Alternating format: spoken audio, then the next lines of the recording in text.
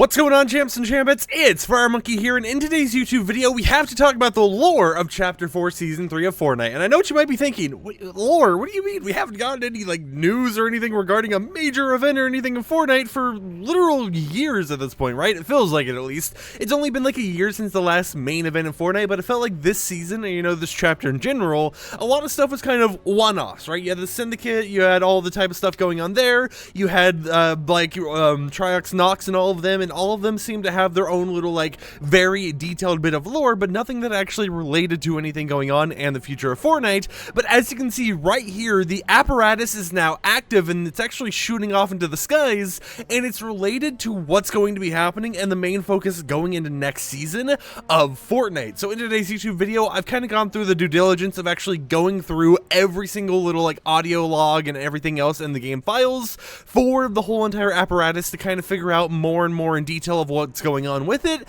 And it's kind of ironic that the lore that we thought didn't really exist and where we didn't know where the storyline was going has really just kind of been there under our noses the entire season. We just kind of got more and more drip fed to us so slowly that we weren't really paying attention to, oh hey, this is something that is actually happening here, and builds up to something happening in the very near future, and might even relate to the return of the Cube Queen. I know, there's a lot of stuff to get through here, so let's dumb it down a little bit, let's slow down, and start off at the very beginning. As the season has progressed, we've gone around and give Trace, who's the NPC right up there, different prisms that were made out of kinetic ore, right? They were just, a simplistic quest that were hidden until you were very close nearby them, and all it was, oh, give this over here, you get 3 minutes of dialogue, or not even 3 minutes, but 3 levels of dialogue where it's like, hey, thanks for this, it does this, blah, blah, blah, and then you kind of went on with your day after getting 10,000 to 30,000 XP. So, it wasn't anything too crazy, it was just pretty simplistic quests in the game to kind of, build up the lore for those who are lore enthusiasts, but for most people, they might not even have paid attention to the lore, and they might have just,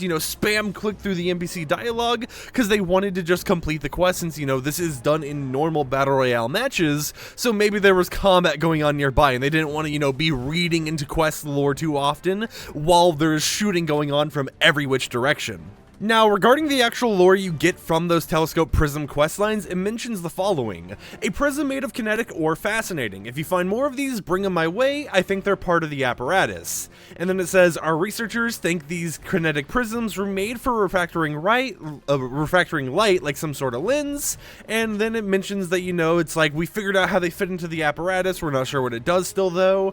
And it mentions that they've been working with Dr. Sloan to get them installed in the Apparatus, and that if Dr. Sloan's theory is correct on how everything works, things are about to get real interesting. So, we're definitely getting some lore built up with the Apparatus already, other than just a giant beam in the sky, such as, oh, this is some sort of, projector for the sky and everything else. We're slowly figuring out how they fit in here. They're made to refractor light and everything, and then it also mentions that, Sloan has a theory on what's going on here, and how, if the theory is correct, oh, the storyline and everything else is going to get very interesting. And then as we continue onwards, we start getting more and more dialogue and more story through Sloan's actual snapshot questline, as you can see right here, which does give us a nice little glimpse of everything. In fact, we have a voice line right here, so I'll go ahead and click that, let it play, and you can see it actually starts to mention about the Apparatus and the lore and stuff related to that. But the interesting part really comes from, the mentions of even a few seasons ago with Rift, Warden, Stella and everything else. So in the actual story dialogue, it mentions the following. A schematic that's crucial to my plans has ended up in the hands of a 2-bit criminal named Stingray. It belonged to Rift Warden Stelton, the creator of that failed rift gate near the Citadel. The schematic's well guarded in a secret facility under Lonely Labs. Be careful, it's a maze down there. If you can track down enough refined kinetic ore, we can supercharge the Apparatus. The Rift Warden never figured out how to refine kinetic ore himself, but using his research, I can ping the island for traces of its energy signature. The Apparatus is not its telescope, it's a stellar projector holding ancient knowledge. Charge up the Apparatus with our refined kinetic ore, then return here to power up. I've been arguing with the explorers. If they see me near the device, they'll overreact. And then they mention that, it's like, this is enough kinetic ore to supercharge the Apparatus, and as it goes on, it says, I have a plan that might give us a path to escape our enemies for good. It's risky, but it's worth it. If this pays off, you may actually be the hero that those mega city syndicates keep calling you. A well-executed operation. There's a time I would have recruited you for, but never mind that.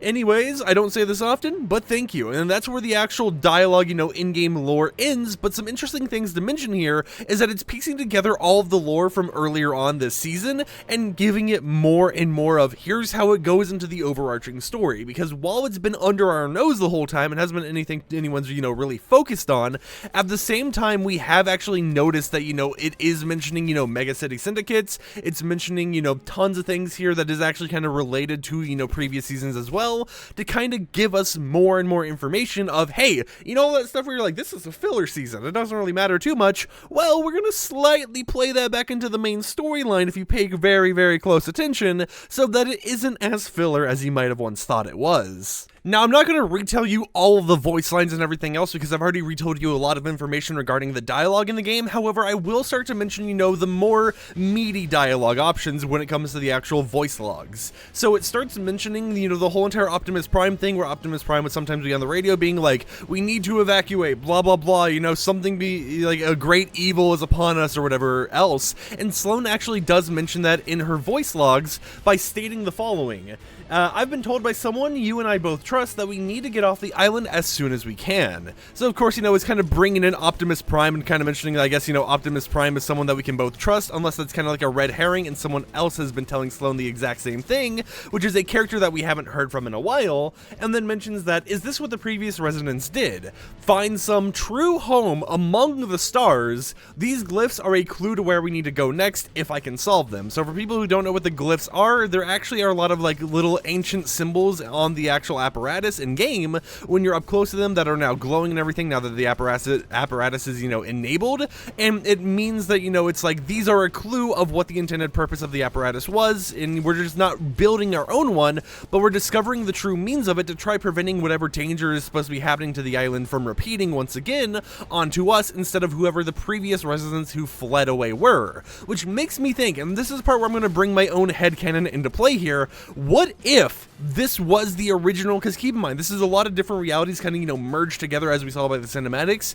What if this was the original version of reality or whatever that we had the Cube Queen a part of, before they actually had to fled among the stars or whatever else? Because another thing they mention in the actual lore and everything is that they are, like visionaries, right? And we've heard about visionaries before in the lore and everything, so it's interesting to see how these people who had fled before are, quote unquote visionaries, how it relates to so many different things going on with the island, and how, there's a home among the stars that might actually relate back to the Cube Queen and the whole entire mothership and everything else. And another thing I want to really mention here is something that was scrapped from the Fractured live event that we never saw in game, but got leaked due to the work in progress video getting released. So I'm going to go ahead and play this right now. However, we're going to skip towards the very end here once we have the whole entire out view of the island, after the Herald has been chromed and everything. Something you'll notice is that we get an extra scene that was never seen before in the actual live event, which is the 0 point floating off in the middle of nowhere.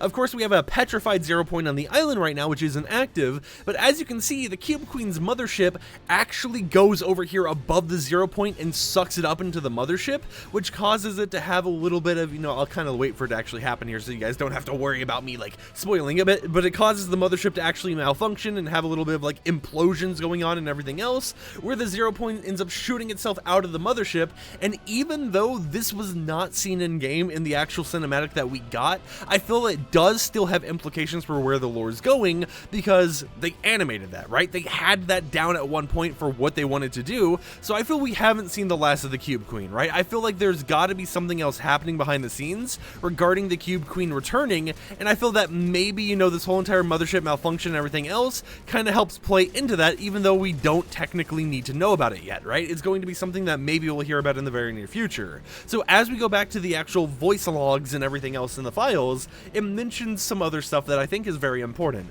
Attempts to match just details of the glyphs to the movements of astronomical objects has been ... difficult, and of course I'll go up here, you can see the little like glyphs and everything else. The glyphs appear to be predicting an incoming eclipse. All readings indicate that's impossible, but me standing here alive, that's an impossibility too, because as we saw, Sloan got crushed in a tank.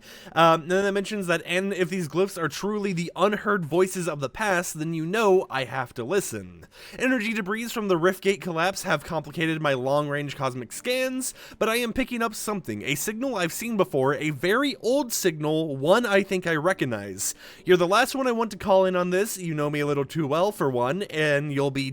infuriating, but you're the only one I trust to handle this. I can't believe I'm saying this, but I need your help. Analysis continues on the incoming signal. It's not a natural cosmic phenomenon, and it's coming our way with intent. There's no way the people who left this place could have known about this eons ago, unless it happened before. Let's hope your aim hasn't improved. So based on that giant chunk of knowledge that I just kind of threw out there on you guys, what we actually kind of get brought up to us is the fact that there's something out there, not on the island right now, that is coming towards us and has an intent, which makes me think, you know, the live event, the codenamed Arnold or Durian live event that's been worked on for a few seasons now, is the big chapter live event that we will be seeing, right? And all the little bits of lore, while they haven't been, you know, anything to really focus on, they haven't zoned in entirely on it, have actually been building up to that live event, and the apparatus is kind of building up to that as well, assuming that they don't just play it off as, oh hey, you know, the whole entire thing we're talking about, now it started next season, thumbs up. And it all seems to be something coming to the island, and you know, since we have all these glyphs, and since it's, you know, pointing out there to the sky, and it's an astral projector, you know, it's an actual like star map and everything else,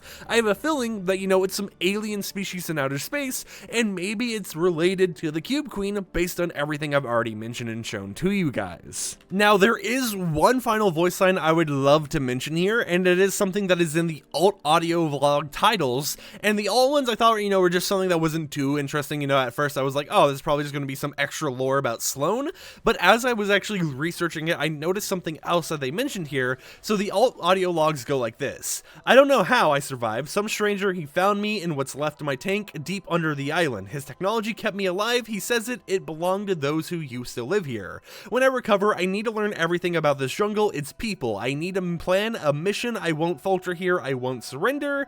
I've scoured the villages of the people who lived here, their inventions, their writing. They used refined kinetic ore to create amazing technologies. They were scientists, visionaries, and now all we have of them is relics. The Eclipse is the key. It has to be. So what all of this lore is building up to, right? What the whole entire apparatus and everything is building up to is something relating to an eclipse happening on this island in the near future. And, you know, seeing as the apparatus, the telescope, is something that, you know, is going to be seen in the sky, it makes me wonder, what if it's trying to alert, like a beacon of sorts, the outside world to be like, hey, we are here, come here so that we can be saved or escape or something along those lines. I know it's kind of, you know, a very long shot theory, but it is still a possibility and would make sense with how everything's being built up to right now. And it just seems very interesting to see, you know, how this apparatus has been a slow part of the storyline. As time has gone on, they started mentioning, you know, the mega city syndicates and everything else, and how they belong in the whole entire story and everywhere else. So it appears that, you know, the kinetic ore is related to the story, that we're going to be having the apparatus be a big part into the next season and the live event coming soon, which should be in like a season or two. And another thing I want to mention here is we've had leaks before regarding a lot of old main characters in the storyline having their mythic weapons unvaulted in next season's chapter 4, season 4. And the interesting thing about it is we've had the Foundation's MK being unvaulted planned, Zig and Choppy's ray gun being unvaulted planned, we had Gunner's, you know, Stinger SMG being unvaulted planned. So a lot of the main core characters in the game suddenly have these plans to have their weapons returning, which makes me wonder if this apparatus will somehow bring back a lot of those old storyline characters this chapter to kind of start hyping up and, you know, creating the main major part of what's happening going forwards. And we haven't really heard of the Seven in a while, right? The last we heard of the Seven was they got chromed. I mean, that's all we can really say, right? They got chromed, vanished, and they were out of there. But it does appear like there's a lot of stuff that can go on in the future. And while a lot of this is, you know, speculative territory mixed in with some actual facts and dialogue, it does kind of, you know, give us a major part to actually hype up. And I feel that once you've actually started to connect the dots, and once you've actually started to focus on the fact that, hey, there's more going on than just, oh, telescope quest for 10,000 XP or whatever else. There's actual lore, it's building onto stuff, and once you actually read into the dialogue and everything, you're starting to get less and less confused because it's all concise in one place. And that's what I gotta ask you guys. What do you think the apparatus's true purpose is? What do you think the Eclipse is? And how do you think this is going to affect future seasons? Do you think I'm correct in my theory that we will see the Cube Queen once again, and that the apparatus actually relates to the Cube Queen, or do you think that I might be in the wrong here, and it's going to be related to something entirely differently? Of course, whatever happens is going to happen, and it's going to be in that super heavy theory case, but as of right now, all we really can do is theorize, and I think that's where the fun begins. So until next time, I hope champs and champions enjoyed today's YouTube video. If you did, consider subscribing and support the content I create, and I'll catch you guys tomorrow with even more Fortnite news, or, you know, just me rambling about whatever it is I want to ramble about. So with that said, peace out.